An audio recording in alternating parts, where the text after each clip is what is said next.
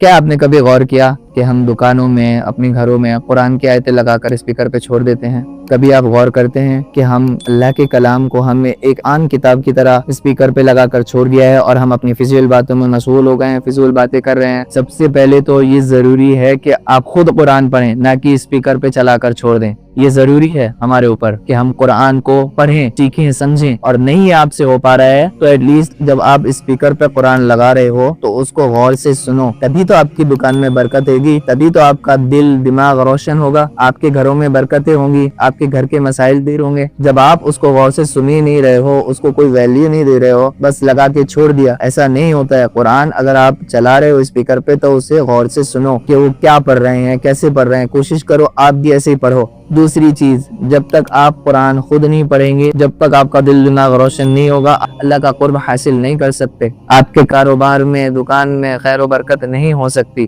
اللہ تعالیٰ کا ذکر کرنے کے لیے سب سے بہترین سورت قرآن مجید کی تلاوت ہے۔ اللہ کے نبی صلی اللہ علیہ وسلم نے فرمایا، ابن ماجہ کی حدیث ہے، نبی صلی اللہ علیہ وسلم نے فرمایا، لوگوں میں سے کچھ افراد اللہ والے ہوتے ہیں۔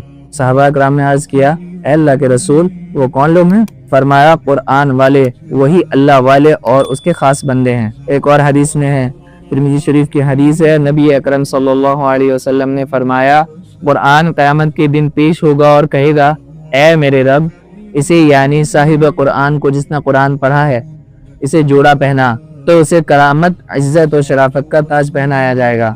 پھر وہ کہے گا، اے میرے رب، اسے اور دے، تو اسے کرامت کا جوڑا پہنایا جائے گا۔ وہ پھر کہے گا، اے میرے رب، اس سے راضی اور خوش ہو جا، تو وہ اس سے راضی اور خوش ہو جائے گا۔ اس سے کہا جائے گا، پڑھتا جا اور چڑھتا جا، تیرے لیے ہر آیت کے ساتھ ایک نیکی کا اضافہ کیا جاتا رہے گا۔ حضرت عثمان بن عفان رضی اللہ عنہ نے فرمایا، اگر تمہارے دل پاکیزہ ہوتے تو وہ کبھی بھی اللہ کے کلمات کی تلاوت کے لیے کافی نہ ہوتے۔ تو اس سے پتہ کیا چلتا ہے کہ جتنا آپ سے ہو سکے آپ قرآن خوب پڑھنا سیکھو، ایک آیت، دو آیت، ایک سورت، جتنا آپ سے ہو سکے اسے پڑھو، اسے سمجھو، اس پر عمل کرنے کی کوشش کرو، تب آپ کے دلوں میں اللہ کا قرب حاصل ہوگا، تب آپ اپنی دکانوں میں برکت حاصل کر سکتے ہو، اپنے گھر کے جو بھی پرابلمز ہیں ان کو دور کر سکتے ہو، تب آپ اللہ کے قریب پہنچیں گے۔ جب آپ اللہ کے قریب پہنچو گے تو انشاءاللہ آپ کے سارے مسائل اللہ دور کر دے گا۔ لیکن آپ کو فرسٹ اسٹیپ چڑھنا پڑے گا کہ آپ کو قرآن خود سیکھنا پڑے گا۔